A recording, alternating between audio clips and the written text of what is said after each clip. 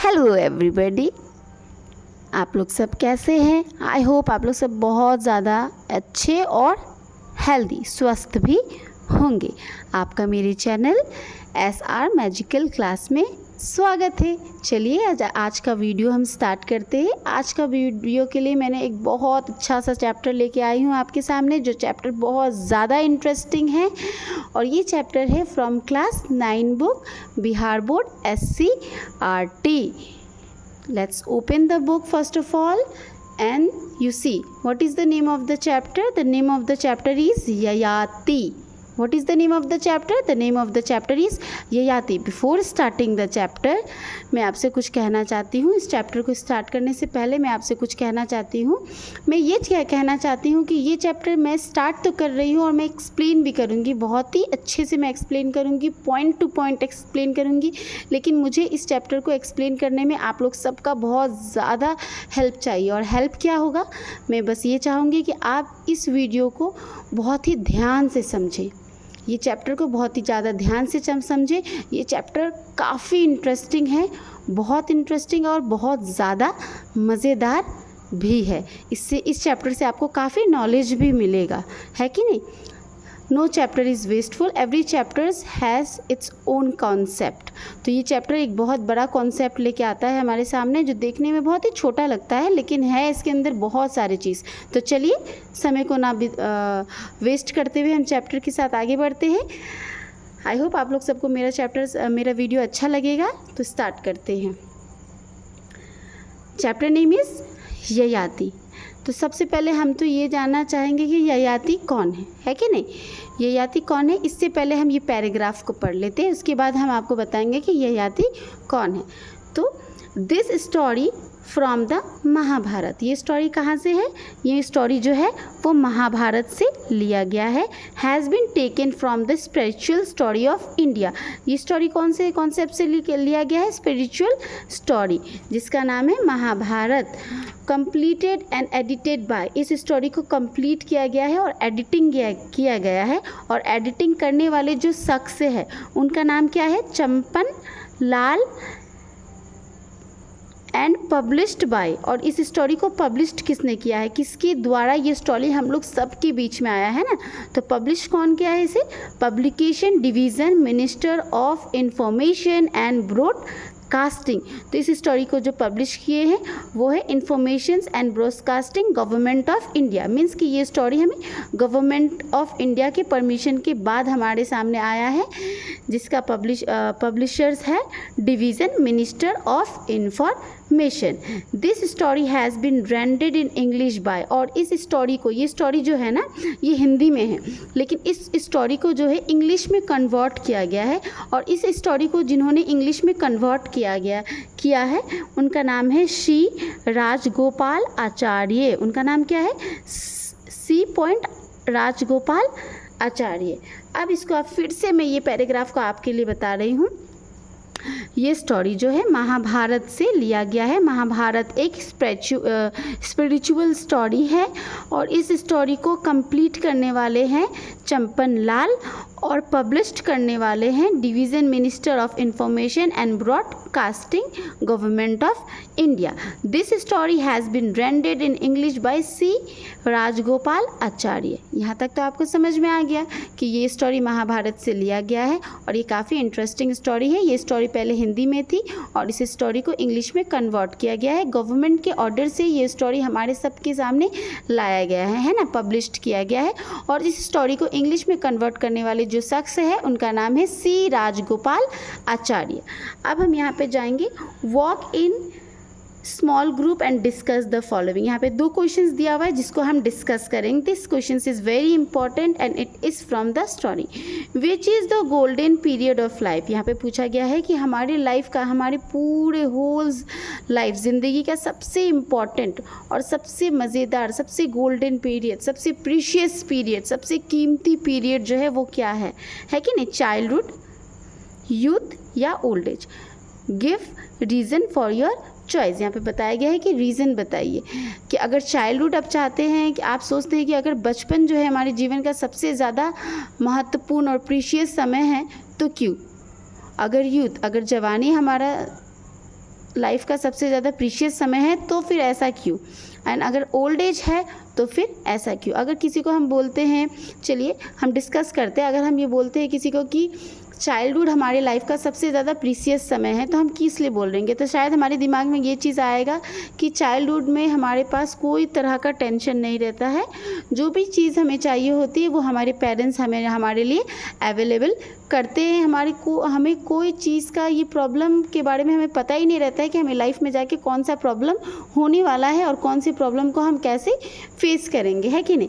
और youth as हमें इसलिए पसंद रहता है कि यूथ में हम बहुत ज़्यादा एनर्जेटिक रहते हैं, हम अपने आप को बहुत ज़्यादा ब्यूटीफुल समझते हैं कि नहीं, स्मार्ट समझते हैं, हम हर चीज़ को बहुत अच्छे से इंजॉय कर सकते हैं, हमारे पास फुल ऑफ स्ट्रेंथ, हमारे पास ताकत रहता है, हम बहुत पॉजिटिव फील करते हैं कि नहीं। तो ये यूथ एज हो सकता है। और ओल्ड एज अगर कोई कह रहा है तो ओल्ड एज में क्या ये हमारे लिए प्रीशियस है? क्यों? ओल्ड एज में हम बहुत ज़्यादा वीक हो जाते हैं, हमने अपने लाइफ में बहुत सारा चीज़ किया है जो हमें ओल्ड एज में जाके, बुढ़ापा में जाके हमें याद आने लग जाता है कि हम क्या किए हैं क्या नहीं किए हैं। और ओल्ड एज थोड़ा सा लाइफ के लिए थोड़ा सा पेनफुल रहता है, ये थोड़ा ऐसा समय रहता है जिसको हम बहुत ही दर्द के साथ जीते हैं कि नहीं। हमारी लाइफ में ओल्ड एज में बहुत सारे बीमारियाँ आ जाती है, हम वीक फील कर रहे होते हैं, हमें बहुत सारा चीज़ याद आता है कि मैंने ये क्या चीज़ किया है और क्या चीज़ नहीं किया है, कौन सा ऐसा चीज़ है जो ख्वाहिश मेरा पीछे छूट गया है। तो ये तीनों पॉइंट है, आप मुझे कमेंट में जाके बताइएगा कि आप क्या सोचते हैं कि आपके लिए कौन सा पीरियड जो है वो बहुत ज़्यादा प्रीशियस है, चाइल्डहुड, यूथ या ओल्ड एज। ये हमारा डिस्कशन था। नेक्स्ट क्वेश्चन है, why does man want to remain always young. अब नेक्स्ट क्वेश्चन है कि हमें लोग जो है ना हमेशा जवान क्यों दिखना चाहते हैं? कोई भी नहीं चाहता है कि मैं बूढ़ा हो जाऊं, बच्चे चाहते हैं कि मैं बहुत जल्दी बड़े हो जाऊं, है कि नहीं, यंग हो जाऊं, जवान हो जाऊं, लेकिन जवान कभी भी नहीं चाहते कि हम बहुत जल्दी बूढ़े हो जाए। ऐसा क्यों? बच्चा चाह रहा है कि मैं यूथ में चले जाऊँ, यूथ एज में चले जाऊँ, लेकिन यूथ एज वाले जो पर्सन है वो कभी नहीं चाहते कि हम ओल्ड एज में जाए, क्योंकि हमें बहुत अच्छे से पता है कि अगर हम ओल्ड एज में जाते हैं तो हमारे साथ प्रॉब्लम्स भी आएंगे। सबसे पहले तो हमारा हेल्थ, हमारा बॉडी ही हमारा सपोर्ट नहीं करता है। तो ये मेरा पॉइंट ऑफ व्यू है, आप अपना पॉइंट ऑफ व्यू ज़रूर मुझे बताइएगा। और अब हम बहुत ही इंटरेस्टिंग स्टोरी स्टार्ट करने वाले हैं। ये स्टोरी काफ़ी इंटरेस्टिंग रहेगा, आई होप आप लोग सबको बहुत अच्छे से समझ में आएगा। इसके लिए आप मेरा ये पूरा वीडियो ज़रूर समय निकाल के देखिएगा। This is very important and very interesting. तो let's start. The chapter name is Yayati. अब सबसे पहले जब हमने कहा कि चैप्टर का नाम ययाति है तो हमारे दिमाग में एक क्वेश्चन आ रहा है, महाभारत से चैप्टर लिया गया है, तो महाभारत में ययाति कौन थे, है कि नहीं। जब ये चैप्टर का नाम ययाति है तो हमें ये दिमाग में आ रहा है कि ये चैप्टर महाभारत से लिया गया है। तो महाभारत में जो है वो ययाति कौन थे? तो महाभारत में जो ययाति थे वो चंद्रवंशी राजा थे। वो कौन थे? वो चंद्रवंशी राजा थे जो यादव और पांडवों के पूर्वज थे। तो ययाति कौन थे? वो यादव और पांडवों के पूर्वज थे। पांडव आप लोग समझते हैं ना, महाभारत में पांडव थे, 5 पांडव, हमने बहुत नाम सुना है, 5 पांडव। तो बस ययाति जो थे बस उनके ही पूर्वज थे, ठीक है। अब इस स्टोरी में हमें बहुत सारा चीज़ जानने को मिलेगा, धीरे धीरे करके हम लोग स्टोरी को आगे बढ़ाते हैं। Emperor Yayati was one of the ancestor of Pandavas. Emperor Yayati जो थे वो एंसेस्टर मतलब वो पूर्वज थे। किसके पूर्वज थे? वो पांडवों के पूर्वज थे। He had never known defected, वो कभी भी हारे नहीं थे, वो उन्हें कभी भी हार का सामना करना नहीं पड़ा था। ही फॉलो द डेडिकेट्स ऑफ शास्त्र, वो शास्त्र को लेके चलते थे। एड्रॉड द गॉड, वो भगवान को बहुत ज़्यादा मानते और बहुत ज़्यादा पूजते थे। एंड वेनिरेटेड हिज एंड एसेस्टर्स, और वो अपने भी पूर्वज को, ययाति जो थे वो अपने भी पूर्वज को बहुत ज़्यादा मानते थे, उनका बहुत सम्मान करते थे। विथ इंटेंस डिवोशंस, और उनको बहुत ज़्यादा पूजते थे। और उनको पूजने के कारण ययाति को जो है बहुत ज़्यादा पावर मिलता है ना।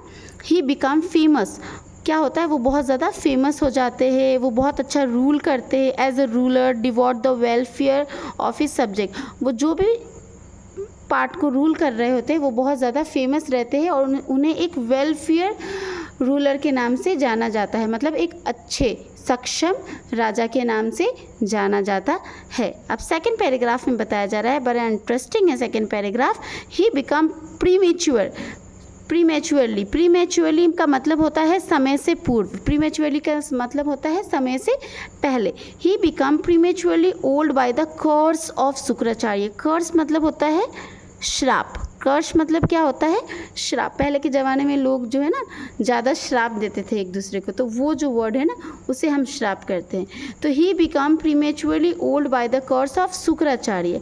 अब ययाति जो है वो प्रीमेच्योर, समय से पहले ही बूढ़े हो जाते हैं। क्यों बूढ़े हो जाते हैं? क्योंकि ययाति को श्राप मिलता है किससे?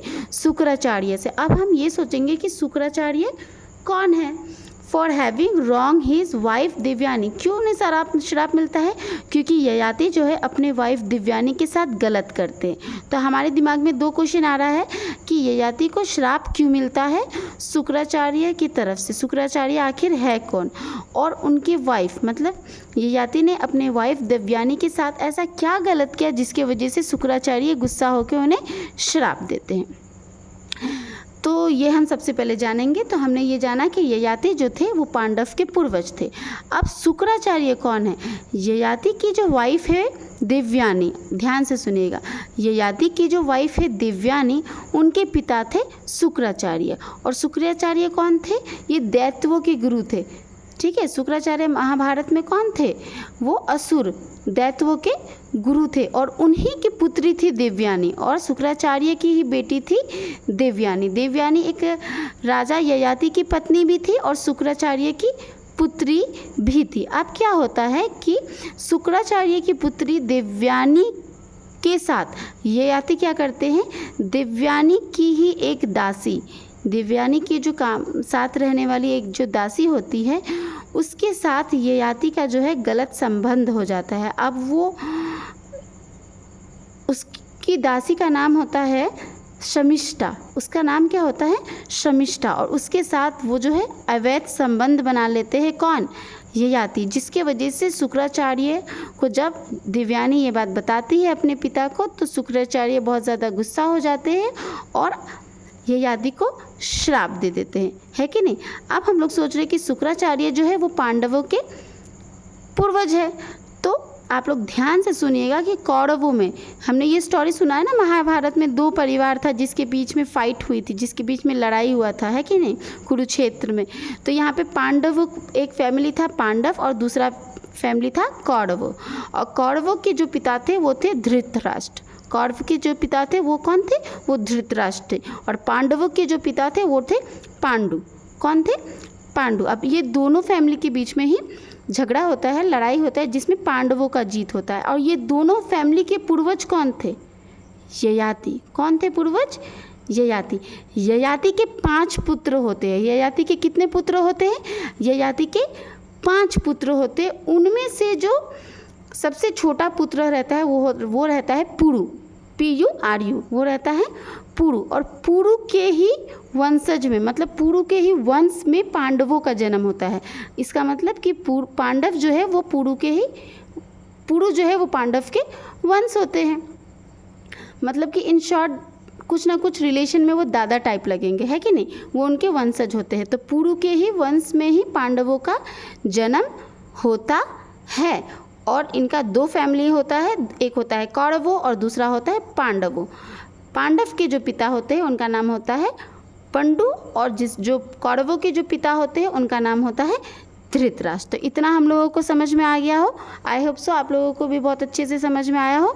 इन this word of the poem of the Mahabharata, और ये सारा चीज़ जो है महाभारत से लिया गया है। अब आप लोगों को समझ में आया ना कि ययाति को प्रीमेच्योर क्यों दिया गया? Prematurely old age crust of Shukracharya. Shukracharya ने ययाति को श्राप किस लिए दिया था? अब आप लोगों को समझ में आया कि शुक्राचार्य ने ययाति को श्राप इसलिए दिया था कि शुक्राचार्य की जो बेटी थी दिव्यानी, उसकी जो मेट थी, मतलब जो काम करने वाली थी, जो उसके साथ रहती थी, उसका नाम था शमिष्ठा। उसके साथ ययाति जो है गलत संबंध बना लेते हैं, जिसकी वजह से गुस्सा होके शुक्राचार्य जो ययाति के ससुर होते हैं वो उनको श्राप दे देते हैं, है कि नहीं। In the words of poet of the Mahabharata, Yayatis attended that old age which destroy beauty and bring it miseries. Yayati को जब श्राप मिलता है तो वो बहुत ही तुरंत, मतलब होता है एकदम फास्ट, वो ओल्ड एज में उसका यंग एज कन्वर्ट हो जाता है। किसका यंग एज? ययाति का यंग एज कन्वर्ट हो जाता है, जिसके वजह से ययाति के ब्यूटी, उसका जो सौंदर्य होता है वो पूरी तरीके से ख़त्म हो जाता है, डिस्ट्रॉय हो जाता है। ब्रिंग्स ऑन मेडिसीज, मतलब और ययाति को बहुत सारे दर्द और दुख का सामना करना पड़ता है। It is needless to describe this misery of vigorous youth suddenly blighted into age. ये सोचने वाली बात है और इसको डिस्क्राइब हम नहीं कर सकते हैं कि कितना ज़्यादा उसे दुख हुआ होगा। किसको? ययाति को कितना ज़्यादा दुख हुआ होगा कि उसका यंग एज कितने जल्दी ओल्ड एज में कन्वर्ट हो जाता है और उसे कितना सारा चीज़ों का सामना करना पड़ता है। Where the honour of loss are accentuated by pains of recollection, जहाँ पे सिर्फ हॉरर है, सिर्फ दर्द है, लॉस है, जहाँ पे सिर्फ कुछ ना कुछ उसके हाथों से छूट रहा है। जब कोई बहुत ही जल्दी यंग एज से ओल्ड एज में कन्वर्ट हो रहा है तो उसने अपने लाइफ में बहुत सारा चीज़ को छोड़ दिया। बहुत सारा चीज़ ऐसा हुआ उसकी लाइफ में जो ययाति ने इंजॉय नहीं किया। मतलब उन्होंने अपना आधा जीवन तो इंजॉय किया ही नहीं, आधा जीवन के बाद वो डायरेक्ट ही बूढ़े हो जाते हैं, है कि नहीं, श्राप की वजह से। तो इसलिए अब हम आगे चलते हैं स्टोरी में। Yayati who found himself suddenly N old man, Yayati जो अपने आप को देखते हैं कि वो अचानक से बूढ़े हो जाते हैं, was still haunted by the desire of sensual enjoyment.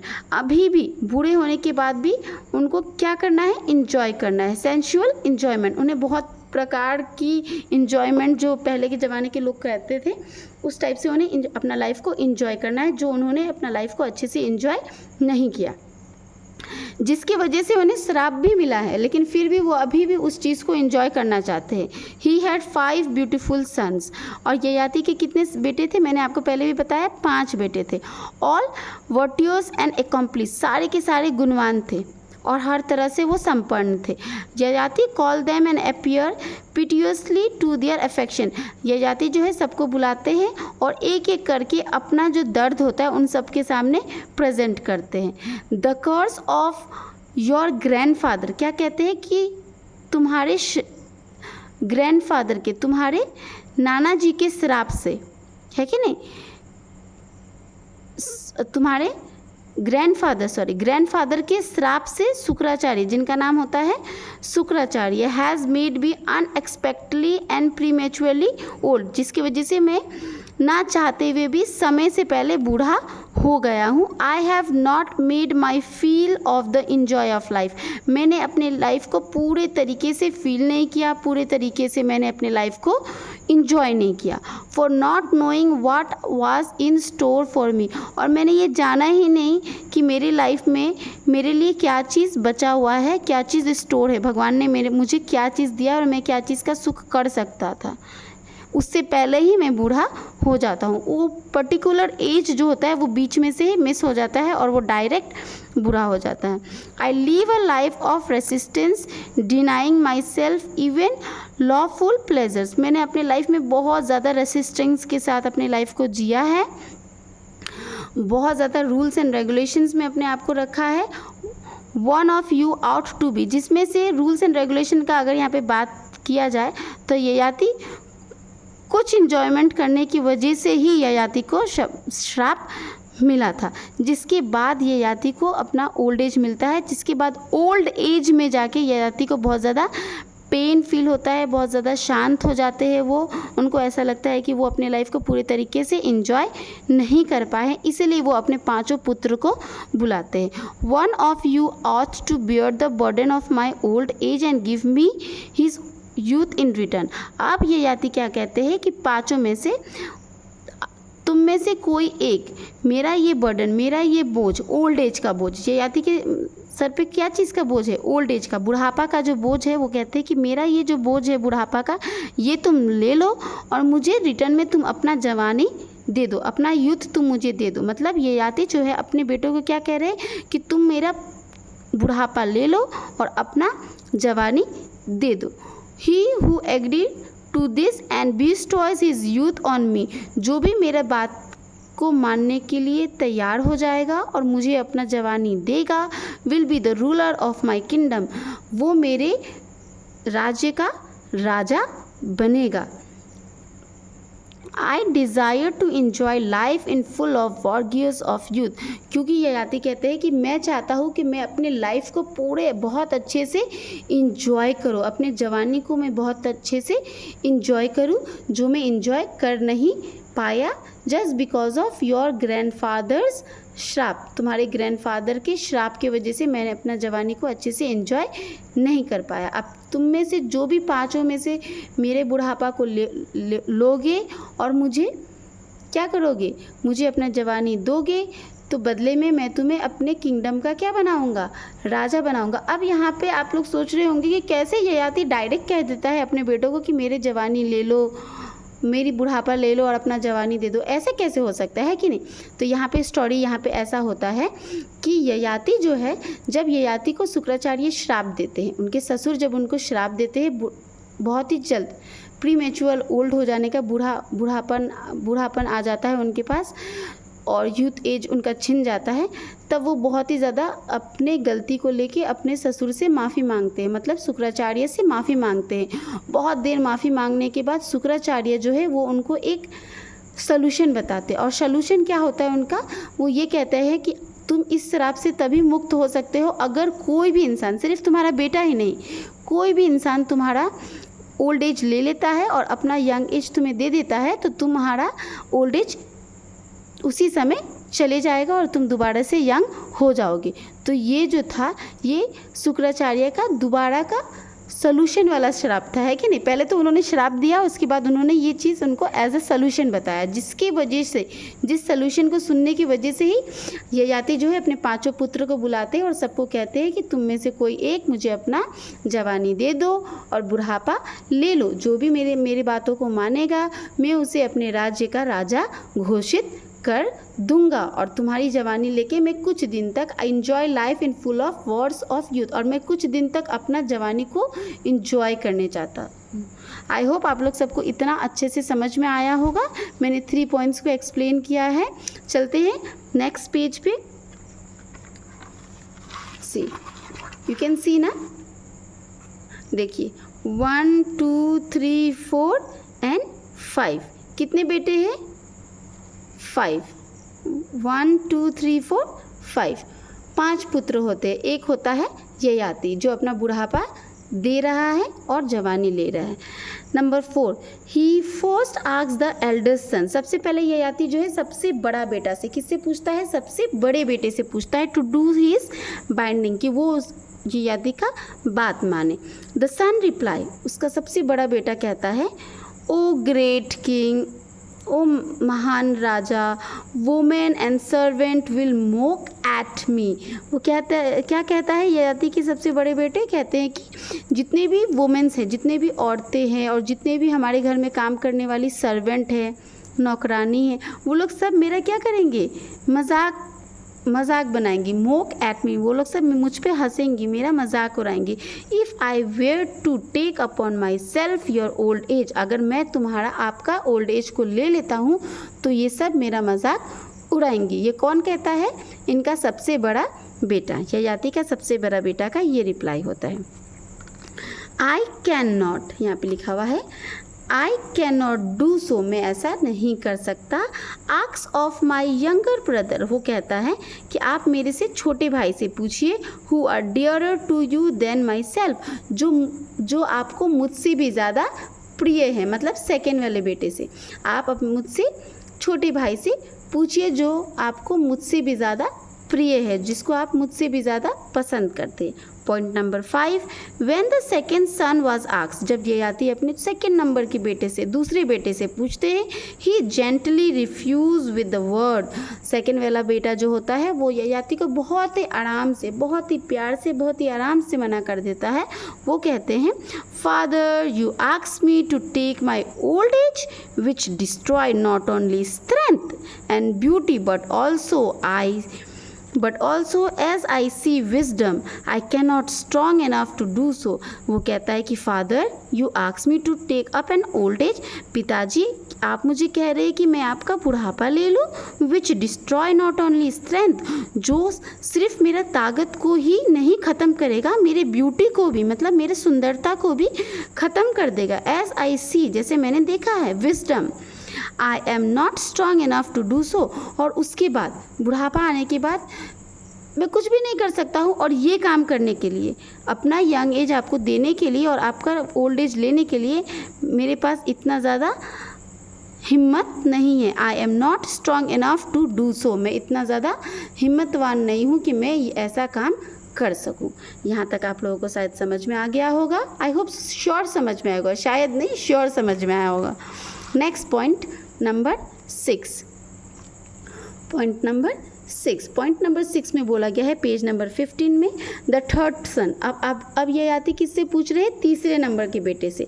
The third son reply and old man can not ride a horse. वो कहता है, थर्ड सन तीसरा बेटा कहता है कि बूढ़ा इंसान घोड़ा नहीं दौड़ा सकता, और एन एलिफेंट, ना तो घोड़ा दौड़ा सकता है और ना ही हाथी। His speech will faltered. What can I do in such a helpless plight? और तो फिर मैं ऐसे ओल्ड एज को लेके क्या करूँगा जिसमें मैं कुछ भी नहीं कर सकता हूँ, मैं पूरे तरीके से हेल्पलेस हो जाऊँगा, मेरे से कुछ नहीं होगा। आई कैन नॉट एग्री, मैं आपकी बात से सहमत नहीं हूँ। मैं, इसका मतलब तीसरा बेटा भी ययाति को अपना जवानी देने के लिए तैयार नहीं होता है। Point number 7, the king grew very angry when he saw that the three sun.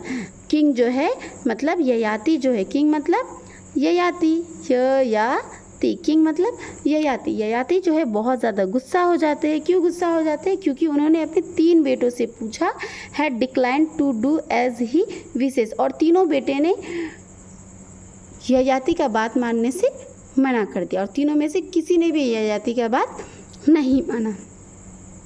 He hoped for better from his fourth son. अब ययाति जो है अपने चौथे बेटे से, फोर्थ सन से कुछ अच्छा होने का उम्मीद लगाते हैं। टू हुम ही सेड, और फोर्थ बेटे को वो कहते हैं, क्या कहते हैं? You should take up my old age. और चौथा बेटा को ययाति कहते हैं कि तुम्हें मेरा बुढ़ापा ले लेना चाहिए। If you exchange your youth with me, अगर तुम मुझे अपना यूथ, अगर तुम मेरे साथ अपना जवानी को एक्सचेंज करते हो, बदलते हो, I shall give it back to you after some times and take back the old age with which I have been crushed.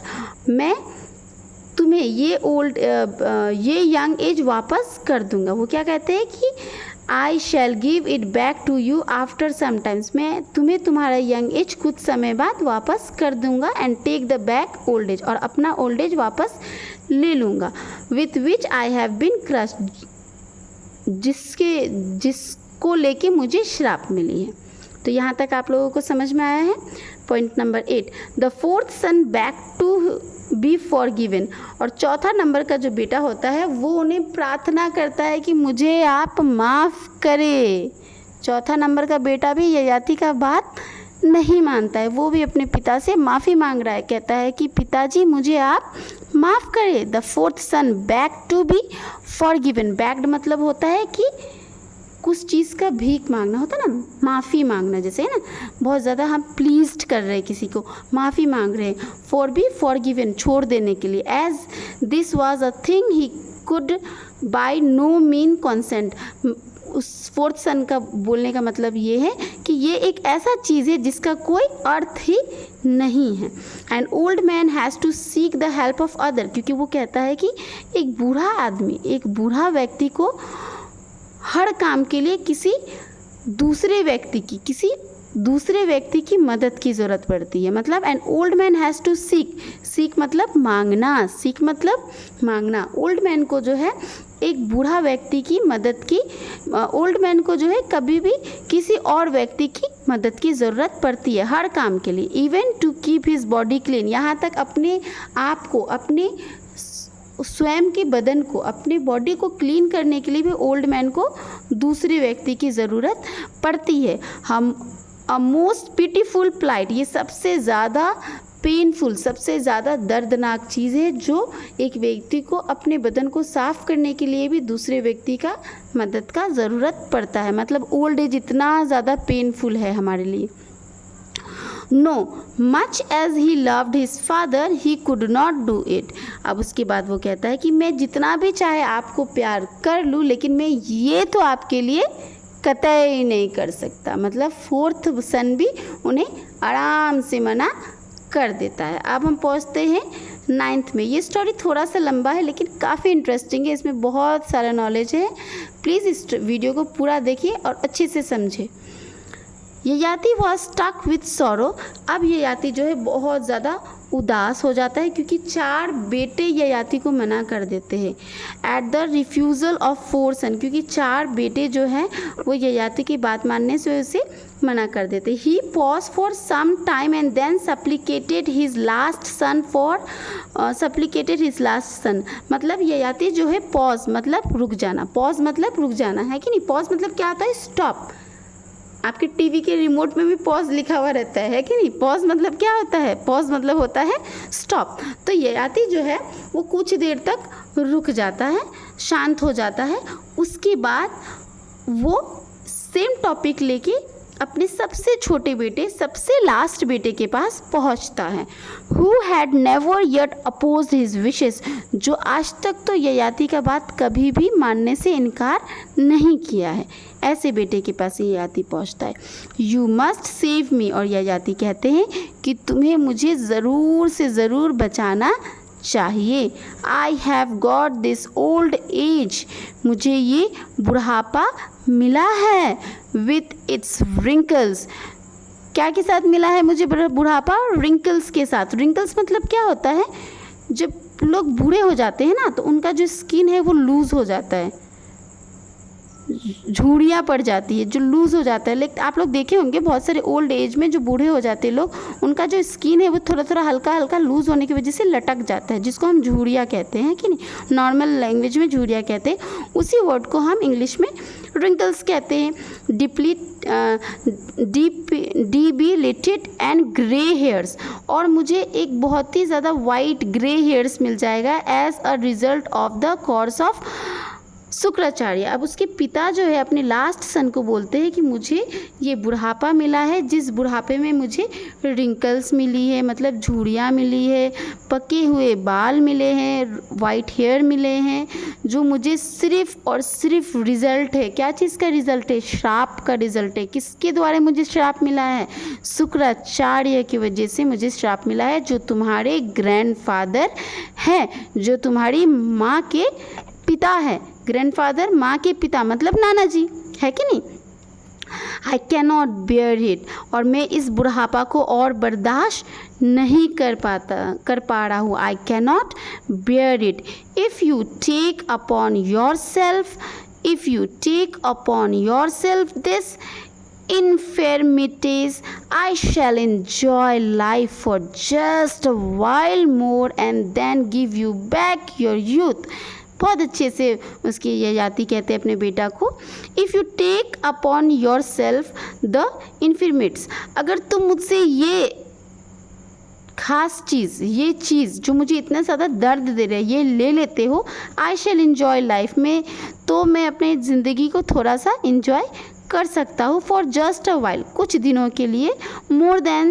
More and then give you back, कुछ दिन या कुछ दिन से थोड़ा सा ज़्यादा, और उसके बाद मैं तुम्हें तुम्हारा यंग एज वापस कर दूंगा। Back your youth and resumes my old age, और फिर से मैं अपना ओल्ड एज वापस ले लूँगा। एंड ऑल इट्स सॉरो, मैं वो अपना ओल्ड एज भी वापस ले लूँगा, और ओल्ड एज का जितना दर्द है वो सब भी मैं वापस ले लूँगा। यहाँ पे ये ययाति कहते हैं कि अगर छोटे बेटे को, अगर तुम मेरे ओल्ड एज को ले लेते हो तो मैं अपनी लाइफ को थोड़ा इन्जॉय कर लूँगा, और साथ ही साथ कुछ दिन इन्जॉय करूँगा, या तो फिर कुछ दिन से ज़्यादा इन्जॉय करूँगा, है कि नहीं। लेकिन उसके बाद मैं तुम्हारा यंग एज तुम्हें वापस कर दूँगा, और अपने ओल्ड एज अपने खुद ले लूँगा, और साथ साथ सिर्फ ओल्ड एज नहीं लूँगा, उसका जितना भी दुख तकलीफ़ पेन है मैं सारा ले लूँगा।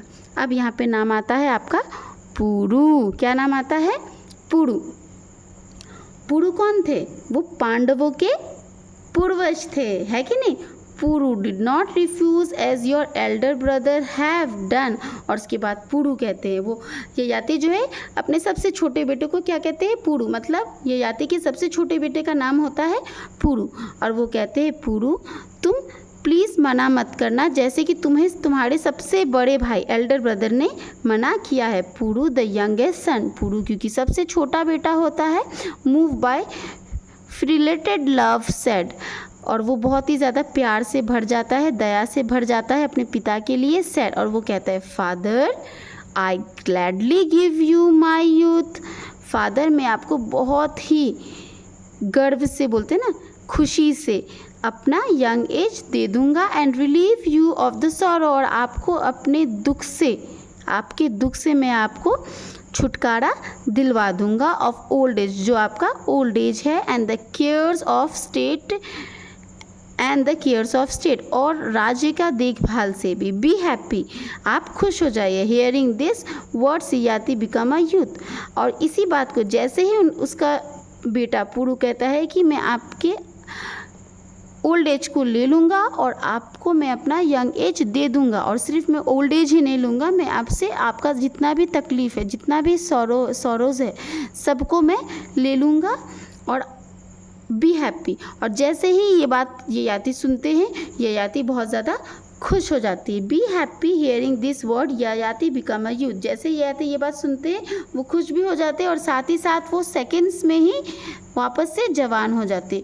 पुरु who accepted the old age, Puru who accepted the old age of his father rule the kingdom and acquired great renown, Puru जो है अपने फादर का ओल्ड एज को एक्सेप्ट कर लेता है, और उसके बाद पुरु जो है अपने फादर का ओल्ड एज को एक्सेप्ट कर लेता है, और उसके बाद वो राज्य को चलाने लगता है, और वो बहुत अच्छे से, बहुत ही ग्रेट किंग बनता है, और वो बहुत अच्छे से राज्य को चलाता है। Point number 7, Yayati enjoy life for long and not satisfy, Yayati बहुत दिनों तक अपने जवानी को एंजॉय करते हैं, लेकिन फिर भी वो सेटिस्फाई नहीं हो पाते। बोलते हैं ना, इंसान का जो चाह होता है वो कभी भी कंप्लीट नहीं होता है। हमें आज ये चाहिए, कल ये चाहिए, कभी वो चाहिए, कभी ये चाहिए, हमारा जो चाहत होता है ना वो कभी नहीं कंप्लीट होता है। एक के बाद एक हमें कुछ ना कुछ चाहिए होता है। इसलिए बोला जाता है human needs are never fulfilled, human needs, इंसान का जो चाहत है वो कभी भी भरा नहीं जा सकता है, क्योंकि वो हमेशा खाली ही रहता है। इसलिए Yayati enjoy life for long and not satisfy, तो ययाति भी अपना लाइफ को बहुत लंबे समय तक एंजॉय करते हैं, लेकिन वो सेटिस्फाई नहीं होते हैं। Went later to a garden of Kubera, अब उसके बाद ययाति बहुत लंबे समय तक अपने लाइफ को जब एंजॉय कर लेते, उसके बाद ययाति एक गार्डन में जाते हैं, जिस गार्डन का नाम है कुबेर। वो गार्डन किसका है? Went to later to the garden of Kuber, Kuber के गार्डन में वो जाते हैं, and spend many years with an apsaras maiden, और वहाँ जाके वो अप्सरा के साथ, आप लोग समझते हो ना अप्सरा मतलब होता है बहुत ही सुंदर खूबसूरत परियां, है कि नहीं? परियों के साथ, अप्सरा के साथ वो अपने लाइफ को एंजॉय करते हैं। आफ्टर लॉन्ग ईयर्स, बहुत साल बीतने के बाद, spend in the vain effort to quench desire of indulgence, अपने डिज़ायर को कंप्लीट करने की कोशिश में वहाँ पे वो बहुत दिनों तक रहते हैं, इंजॉय करते हैं। द ट्रूथ ड्रॉन, तब उनको धीरे धीरे समय बीतते जाता है और सच्चाई उनके सामने आता है। वो सच्चाई क्या होता है? ऑन हिम रिटर्निंग टू पुरु, और उन्हें याद आता है कि मुझे कहाँ रिटर्न होना है, मुझे अपने पुत्र सबसे छोटे बेटे के पास रिटर्न होना है, जिसका नाम है पुरु, ही सेड। अब उसके बाद पॉइंट नंबर 11, डियर सन, और उसके बाद अब क्या होता है? ययाति अपने बेटे के पास पहुंच जाते हैं और कहते हैं, डियर सन, प्रिय बेटे, sensual desire is never quench by indulgence, मतलब कि जो हमारे दिमाग का जो सोच होता है ना, चाहत होता है, वो कभी भी कंप्लीट नहीं हो सकता। And more than fire is by pouring ghee in it, sensual desire जो है ना, एवरी टाइम वो बढ़ते ही जाता है, एवरी टाइम बढ़ते ही जाता है। और उन्होंने क्या एग्जाम्पल दिया? उन्होंने एग्जाम्पल दिया कि जैसे कि हम फायर में घी डालते हैं, हम आग में जब घी डालते हैं तो कैसे आग का लाइट और ज़्यादा अधिक हो जाता है, वो वो बंद नहीं होता है, वो मुझाता नहीं है, लेकिन वो और भी ज़्यादा अधिक लाइट करने लग जाता है। तो सेम उसी तरीके से ह्यूमन का जो डिज़ायर होता है, सेंसुअल डिज़ायर जो होता है, वो कभी भी ख़त्म नहीं होता है। I had heard and read this, मैंने ये चीज़ सुना था और पढ़ा था, but still now I had not realise it, लेकिन मैंने कभी भी इस चीज़ को फील नहीं किया था, रियलाइज़ नहीं किया था। ये बात कौन कह रहे हैं? ये याति कह रहे हैं। किसको कह रहे हैं? अपने सबसे छोटे पुत्र को कह रहे हैं, जब वो अपना पूरा लाइफ एंजॉय करके आ जाते हैं कुछ सालों तक। उसके बाद no object of desire, corn, gold, cattle and women, nothing can ever satisfy the desire of a man. अब उसके बाद कहते हैं वो ना तो कॉर्न, ना तो सोना, ना तो कैटल, ना तो और वुमेन्स, कुछ भी ह्यूमन बींग के डिज़ायर को सेटिस्फाई नहीं कर सकते। ह्यूमन बींग मतलब यहाँ पे बताया गया है, वो अपने लिए बोल रहे हैं मैन, कोई भी मैन का डिज़ायर को फुलफिल नहीं कर सकता। We can reach peace only by a mental poise, हम लोग सिर्फ शांति में अपने आप को सेटिस्फाई कैसे कर सकते हैं? जब हम मेंटली सेटिस्फाई हो, जब हमारा दिमाग जो है ना सेटिस्फाई हो जाता है कि हाँ चलो अब हम मेंटली पीस में हैं, तब हम आराम से शांत हो सकते हैं। जब तक हम दिमाग से नहीं सोचे कि चलो जो है उतना ही में रहना है, तब तक हम आराम से नहीं रह सकते। हमारे दिमाग में एक के बाद एक, एक के बाद एक के बाद एक जो है ना पॉइंट्स आते जाता है। मुझे आज ये चाहिए तो कल वो चाहिए, फिर कुछ और चाहिए, इसलिए वो समझ जाते हैं कि ह्यूमन डिज़ायर जो है कभी भी कंप्लीट नहीं हो सकता है।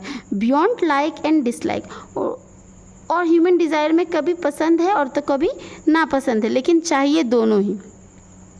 सच is the state of Brahmas, और ये एक क्रिएटर के द्वारा किया गया है। ब्रह्मा को भी ये चीज़ फील करना पड़ा था।